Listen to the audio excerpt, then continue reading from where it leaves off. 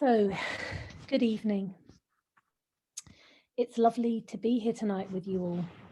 As you have heard, my name is Amaladipa, and it's been very funny moving to a new Sangha in lockdown, and I really look forward to happier times when I can meet some of you face to face. I also want to thank the Sangha Night team for asking me to give a talk. It's one of the ways that I feel that you can get to know me, and one of the ways that I can give of myself, which is partly what I want to talk about tonight. So the title of my talk, Losing and Finding Ourselves in the Service of Others, is about virya. As part of the series on the 5 spiritual faculties, I wanted to dive a bit deeper into virya, specifically the altruistic dimension of virya. And I've been reflecting a lot on how best I could do this. The 5 spiritual faculties have been described as the superheroes of the Dharma, and that's certainly true for virya. If you really want to develop super heroic qualities, then you need virya, which is on a basic level energy, but really it means energy in the pursuit of the good, energy in pursuit of what is skillful and helpful. So a bodhisattva, one who has dedicated their life to the benefit of all beings, will certainly have tons of energy, without which we can do very little. It's really hard to make any kind of progress in the spiritual life if we are lacking energy. And for so many of us in this culture, the things that can drain our energy are often a lack of self-worth, the pull of consumerism, and not really being able to value what we could offer. I think many people suffer with the question of why bother to practice at all? And that question is the opposite of virya. You know, spiritual energy is a huge proclamation that we have to bother with ourselves, with each other, and with the world. But each one of us needs to ask ourselves that question. And I realized that I need to say a bit more about why I bother and why I think that being of service in this world is an opportunity to both lose and find ourselves. So I wanted to start with one of my favorite quotes from the Ratnaguna Sanchaya Gatha. So call forth as much as you can of love, of respect, and of faith. Remove the obstructing defilements and clear away all your taints. Listen to the perfect wisdom of the gentle Buddhas, taught for the weal of the world, for heroic spirits intended. I wanted to start with that quote because it fills me with virya. And in so many ways, it completely encapsulates what I'm trying to do in my practice. And hopefully the talk will draw out some of the components of that quote. But I wanted to start with the first line, call forth as much as you can of love and of respect and of faith. So in talking about how I practice, we need to talk about why bother to practice at all. For each of us, there will be a different response to that question, depending, I would suggest, on both our internal and external conditions, our childhood conditioning, and what we struggle with on a day-to-day basis. So for me to answer the question about why I bother, I need to say a bit more about where I came from and how that's shaped me. So I was brought up in London, and I spent the first 10 years of my life living in a pub just by Big Ben. St. James's Park was our back garden, and my sister and I spent many hours there with our dogs. We had a tough time growing up. My parents were very young when they had us, and they were simply unable to be parents. There was a lot of alcohol and drug abuse and a lot of violence. It was chaotic and scary a lot of the time, and we were very neglected. When your parents are both alcoholics, you learn to look after yourself and to stay out of the way when the violence starts. And we weren't looked after at all. We were very much that family, and everyone in our neighborhood knew what was going on. But because this was the 1970s and child protection was a very different thing from what we have now, nothing was really done. But we were very lucky because we had our grandparents, my lovely nan and granddad, who we would be able to stay with occasionally, and they gave us a sense of normality and care. I think having that contrast was so important because it made me realize that there really wasn't anything wrong with me, but there was something wrong with my mum and dad. And that viewpoint has stood me in really good stead over the years, not in a blaming way, but because the extent to which I felt that I was at fault was limited. I just knew somewhere that they were never going to be okay as parents, so I withdrew my expectation that it could be any different. I also learned, in a way, to be my own refuge. And I now have a very rich inner life. I can survive on quite, really very little external support or input. And that capacity to be self-reliant was very much forged in that environment. And I'm now able to draw on those riches. However, that wasn't always the case. I think it is impossible to climb out of horror and violence and not be affected and not have that experience shape one's view of oneself and of the world. So I survived all that, but in my very early 20s, I was a very lost young woman. I was like a leaf being blown in the wind, a pinball bouncing from one reactive situation to another without any real sense that I was going to be okay. And I think it's important to make the distinction between surviving and thriving. And at that point in my life, I had only just survived. When I last saw my parents together 31 years ago, they assaulted me and they left me in the street. I had nowhere to live, no belongings on me, and nowhere to go. I remember a taxi driver pulled up and told me that he'd called the police. He saw what had happened. And I remember when I told him that they were my parents, he simply said, "I'll take you anywhere, no charge." So what I remember most about that evening was the kindness of that taxi driver and the shock on his face when I told him that the people he'd witnessed assaulting me were my parents. And it was a deep affirmation of my humanity and the fact that it wasn't okay to be treated like that. 8 weeks after that incident, I walked into the West London Buddhist Centre. I believe that my parents and their lifestyle had to depart my life before the Dharma could come into my life. For me, the two incidents were intimately connected. I could not call forth any love, respect, or faith while I was still in a situation where people treated me as less than human. And so often it happens like that. Our choices absolutely define us, and they set in train a stream of events that are unforeseen and unimaginable. When I got up off the pavement that night, I heard within me, for the first time really, a very clear voice saying that I was done, that I would never allow anyone to treat me like that again. And that voice of self-respect was the seed of my spiritual path.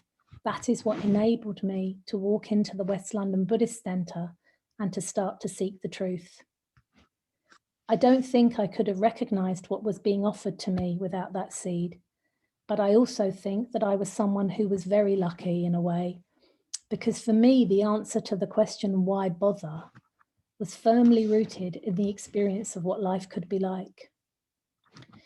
In some ways, if your conditions are really positive, if you have a good life and you feel okay about yourself, then I imagine it might be harder to value the immense treasures of what the three jewels have to offer, or rather it might take more imagination. For me, I was in hell and the three jewels were my way out of that hell. It was completely straightforward. The Dharma really was medicine to me. I had to bother and I had to summon the energy and the will. Otherwise, I knew that my life would be a car wreck. It took a long time to recover from what happened to me for the first 22 years of my life. I'd been in a combat zone for a really long time and I was reeling from that for many years. Galway Kinnell puts it really beautifully in his poem when he says, "The bud stands for all things, even for those things that don't flower.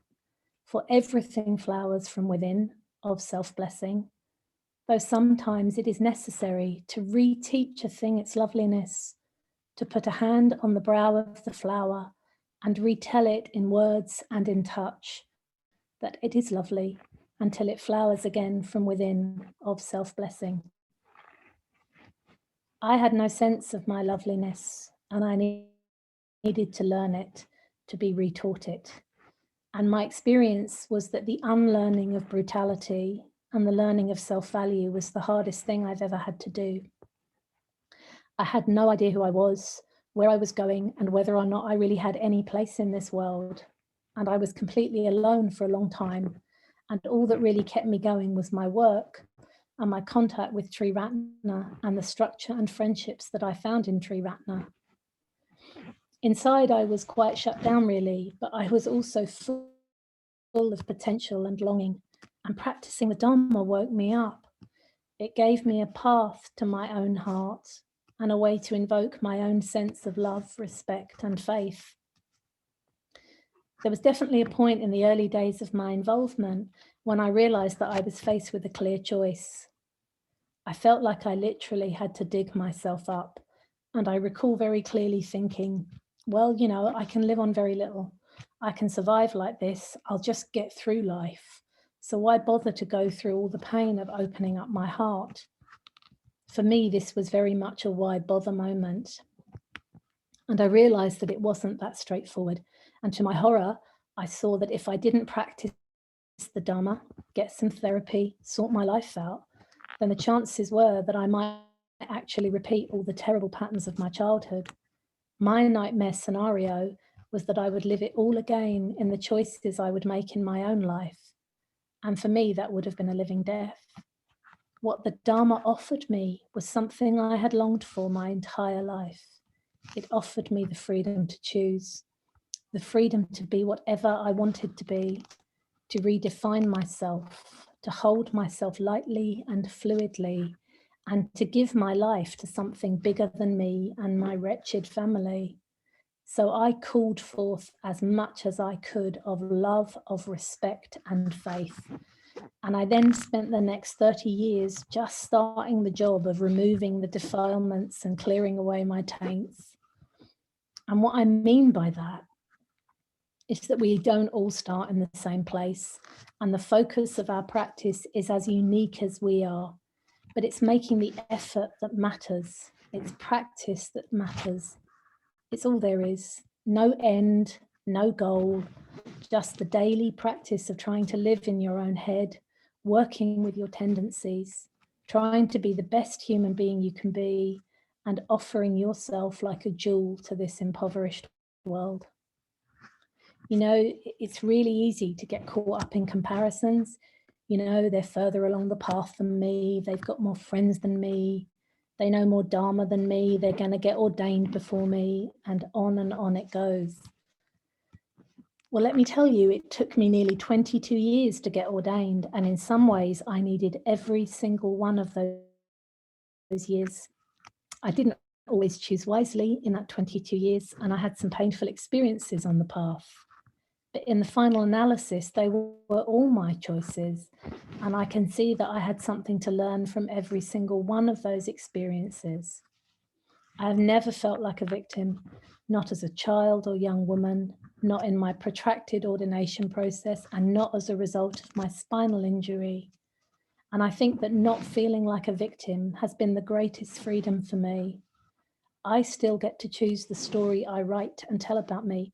And the story is that it took me a long time to join the order, and I didn't waste any one of the joyful and painful experiences I had.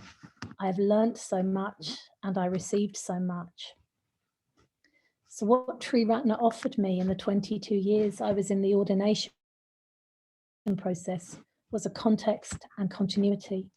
It gave me access to the Dharma, which in turn helped me to understand my conditioning, my patterns and my tendencies, and also to unlock my potential. It introduced me to people who became my friends, some of whom, along with my beautiful husband and all of our dogs, are the greatest loves of my life. I was able to make mistakes within the context of a Sangha that was never going to reject me as long as I was able to stay on the path. And there came a point a few years ago when I realized that I was never going to be expelled from the Sangha. And that's when I knew that I had, in the truest sense of the word, come home. And it's on this basis of feeling safe enough to do the work on oneself that one gets to become a happier human being, more at peace with oneself, and therefore with more to give to the world. And this is how I practice. This is how Virya manifests in me. The process of removing our obstructing defilements is the work of lifetimes. And I'm not sitting here now telling you that I've cracked that, but I do want to explain in practical terms how I use the Dharma to practice on a day-to-day basis and what that now means for me. You know, Bhante talks about virya as being objective and subjective. And the objective end is serving others, doing things to help and support others in the world. Something we can all do, even in the smallest and humblest of ways. And I will talk later about work and how work can be such an important outlet for virya. And the second aspect of virya is that we have to work on our minds through Dharma study and meditation and the practice of ethics. We have to remove the obstructing defilements and find whatever teachings and practices help us most. So for me, one of the most profound and penetrating teachings, and something that I use every day, is the 3 lakshanas, which is the 3 marks of conditioned existence. In a sense, it's a way of describing how things really are, and they relate to suffering, impermanence, and insubstantiality. So in terms of how I practice, this is where I live, and I want to start with suffering. So my own early life meant that I knew about suffering, and I needed to find a way of understanding how to make sense of the suffering I experienced. I needed a framework and a way of practically applying myself to the problem of human suffering. And this is how my virya found an outlet in the objective sense. I found a vocation. I work as the head of public protection for the National Probation Service, and I deal with suffering on a daily basis. So a little bit of background. I've been working for the probation service since 1991. I started at the entry level and I've worked my way up through most of the roles, from probation assistant up to senior leader. In my current role as head of public protection for Wales, I hold responsibility for sexual and violent offending, all critical incidents, including child death reviews, homicide reviews, counter-terrorism, safeguarding, high-risk offender hostels, and all forms of domestic abuse. Fortunately, I have a large team of staff across Wales who work around the clock, doing extraordinary work every day with some of the most challenging material imaginable and with some of the most traumatized and dangerous people in our community. So in the course of the last 32 years, I spent 30 of them involved with Tree Ratna, and I spent 22 in the ordination process. Apart from a wonderful spell in 1995 and 1996, when I had the great good fortune to work with my friend Lokapala, I've spent that entire period working alongside non-Buddhists and being an open Buddhist in my own workplace. So what can I say about the work? Well, it is visceral and it challenges you on every level. In my experience, human beings don't cope very well with dissonance. We have an innate desire to push away what is ugly and painful. And the work that we do is all about dissonance and complexity. I see the patterns of samskaras repeating in people's lives, and the tragedy of that moment when someone realizes that they have become everything they most feared. I see the effect of acts that can seemingly never be redeemed, and the reality that some things are simply too terrible to bear, but people still walk around every day bearing them. I sit with parents whose children have been killed by someone we had responsibility to supervise, and I sit in the turmoil of all that blame, anger, and loss, and I see my staff doing that every day too. I say now that there is nothing I could hear that could surprise me, that I have seen and heard things that could not be imagined by most people, that should not be imagined by most people. So this work is in many ways a true hell realm. It's the apotheosis of the poisons, the worst that can be done by human beings to themselves and to others. So that's the descriptor of what we do, but that is not the story I want to tell you. In the 31 years I've been doing this work, I have indeed seen the worst, but I have also seen the best. I have been floored by unimaginable acts of truth and beauty and moments of true humanity. The work is an extraordinary privilege.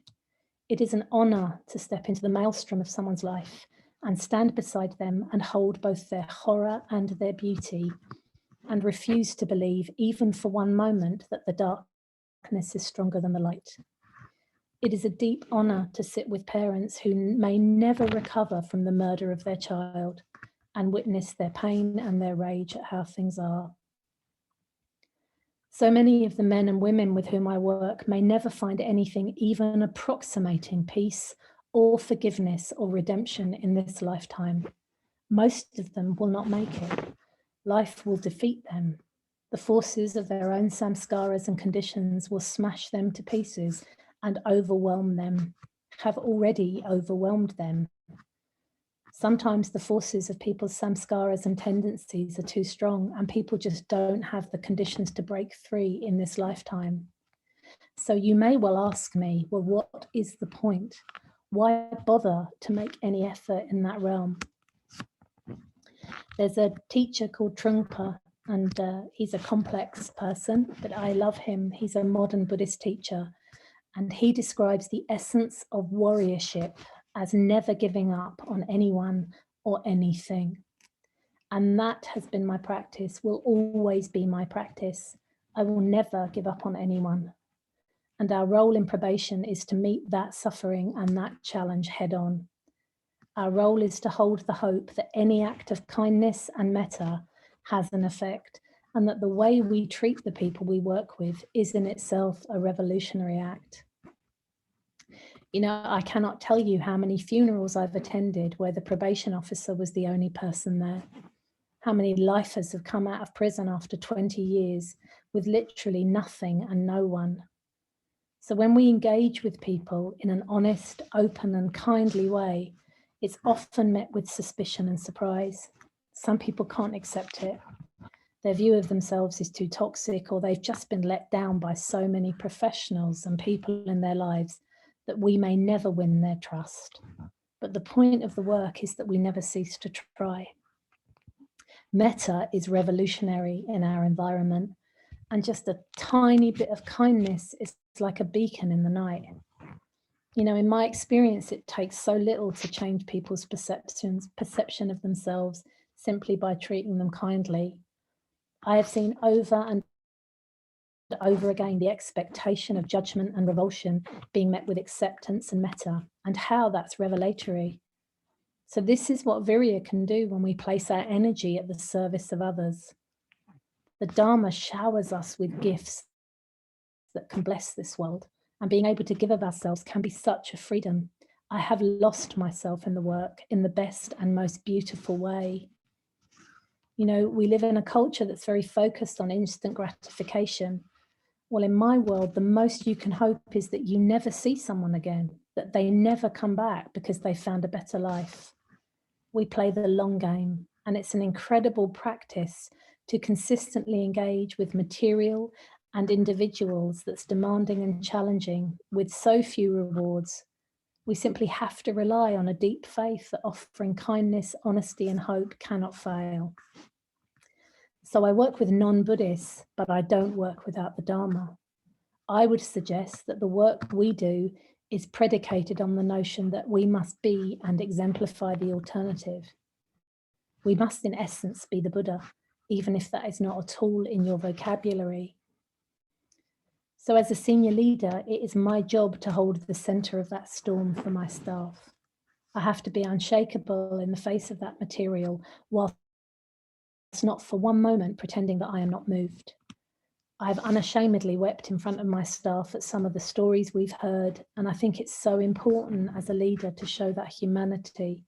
Indeed, I would suggest that my ability to hold the center of the storm directly relates to being able to locate my heart and speak from it when required.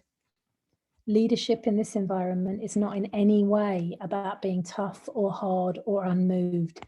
And in some ways, that would be the worst thing I could possibly do. My role is to treat my team with as much love and compassion as I can muster so that they can do that for the client group. I need to be able to model adult to adult conversations so that they can do that too.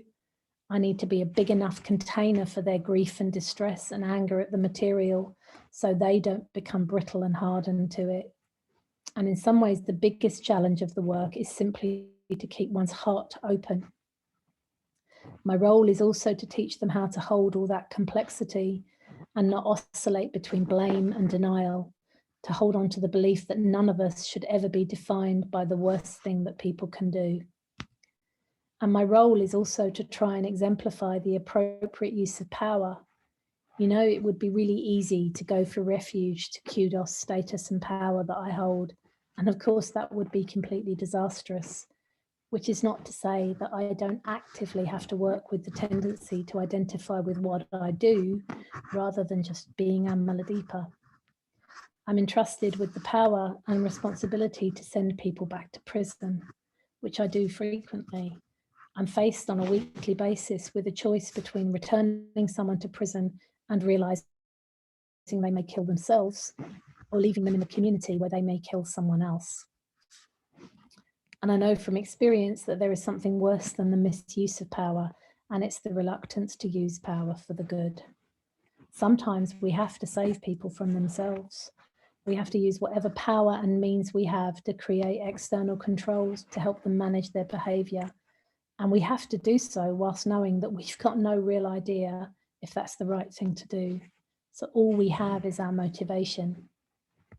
So that's why it's critical that I have people around me who can tell me if I'm going down a rabbit hole, or if I get out of control or back away from tough decisions, or I make the work all about me, because then the work is doomed and all it will reflect is my ego and confusion.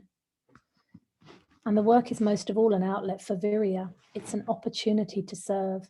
It's an act of renunciation, and it will carry on long after we have gone. So we do what we can while we can, with as much of a spirit of going forth as we can muster on any given day. And of course, we fail and we correct and apologize and try again. And that's the exemplification. This is what we do. We refuse to abandon any beings. So although I say I work with non-Buddhists, I see the Dharma everywhere. And the people that we work with are my people. I will not reject any being, no matter what they've done. This is my tribe. This is my Sangha. Shantideva writes, as long as space abides, as long as the world abides, so long may I abide, destroying the sufferings of the world. So in terms of moving from suffering, I want to talk about the last two lakshanas of impermanence and insubstantiality. And I want to talk about what it's like to practice with a spinal injury and a very palpable sense that the best of my life in terms of my physical health and vitality are now behind me. I want to describe how virya can still manifest through a body which is damaged and compromised. So I've always practiced as though my life depended on it. My early years and my work have given me a very particular kind of energy, a deep sense of urgency, and a respect for the fact that things can change really quickly. That sense of urgency and energy was intensified after my spinal injury in December 2014. I'd had back problems for some time, but in 2014 I had emergency surgery on my spine following trauma to my spinal cord, which has left me with paraplegia, which is partial paralysis below the waist. I have what is described as an incomplete spinal injury, and alongside the areas of lower limb paralysis, I also experience a lot of pain and discomfort and other challenging deficits. What my injury did was it completely shocked me out of my deeply held view and expectation that life would by and large continue much as it had, and that I would continue much as I had, albeit getting older, but very much remaining me. What my injury did was it completely disrupted my fundamental sense of self. I still describe myself as an able-bodied person trapped in a disabled body. I'm still surprised to see my reflection when I'm in the wheelchair. I take a moment before I realize that it's me, and I still feel a degree of shock about that. Not being able to feel parts of your body or make them respond to your command is completely disorientating, and it totally undermines our sense of self-efficacy and control. When asked to describe what it feels like, I say it's like a dream I had, where I was standing on a beach and watching a tsunami come towards me. I know in the dream that I cannot outrun it or escape it, so I'm forced to await my fate. In the dream, I know that the tsunami is all the grief I have failed to feel about my spinal injury, all the integration work I need to do around it. And I know with total certainty that it will engulf me. Of course, I also know that this is where we all are. It's also where you all are. We're all waiting for sickness, old age, and death, and none of us knows when the wave will crash or how. But that doesn't really help me. It just scares me to reflect on that. What does help me is knowing that all the views I've had about myself have gone. The able-bodied version of myself, the runner, the cyclist, the girl who loved to run on the beach with her dog, the girl who never had to ask for help. She's gone forever, and she's never coming back. All I have are memories of her and the reality of how things now are for me. And what I find in that is a deep and profound sorrow. And it is a sorrow not just that this is how things are for me, but that this is how things are for all beings, all life. We are all disappearing, and everyone and everything we love is disappearing. Kukai says, you too are like the sun going down behind the western mountains, and thinking of this, my heart feels torn. And I know exactly how that feels. I know the taste of that, as I'm sure so do many of you. But what I also want to emphasize is the freedom in that.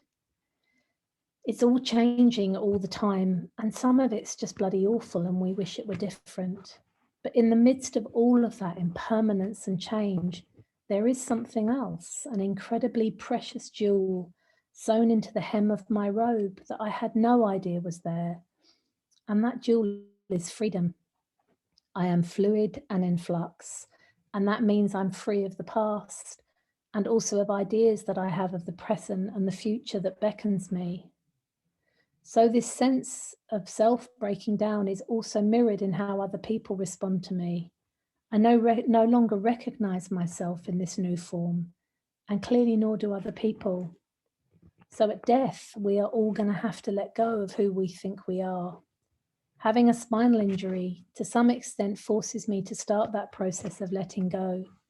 The form simply cannot hold. So the most important practice for me speaks directly to this experience of disappearing and trying to find a point of liberation within all of that. You know, I'm a big Harry Potter fan, and there's a scene in the first Harry Potter film where Harry stands in front of a mirror called the Mirror of Erised. The mirror shows whoever stands in front of it what they most deeply long for. And a friend recently asked me when we were watching the film what I would see if I stood in front of the mirror. And I simply answered, myself running on the beach with my dog. So practice for me is about how to live richly and fully without a sense of lack, whilst holding on to the truth of having lost myself somewhere along the way. Having to meet directly and unflinchingly the suffering in my work and the suffering of this loss of identity, and still longing to give myself to this beautiful world.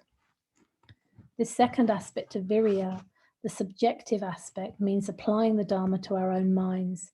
In my case, I use the Lakshanas as a core teaching, but the second aspect is also about how we directly work with our own mind through meditation and visualization, the internal locus of Virya.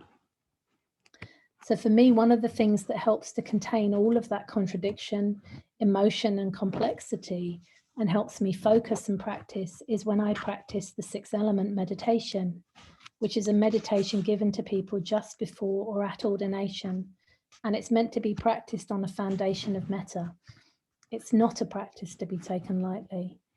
It's a profound exploration of the fleeting nature of our sense of self.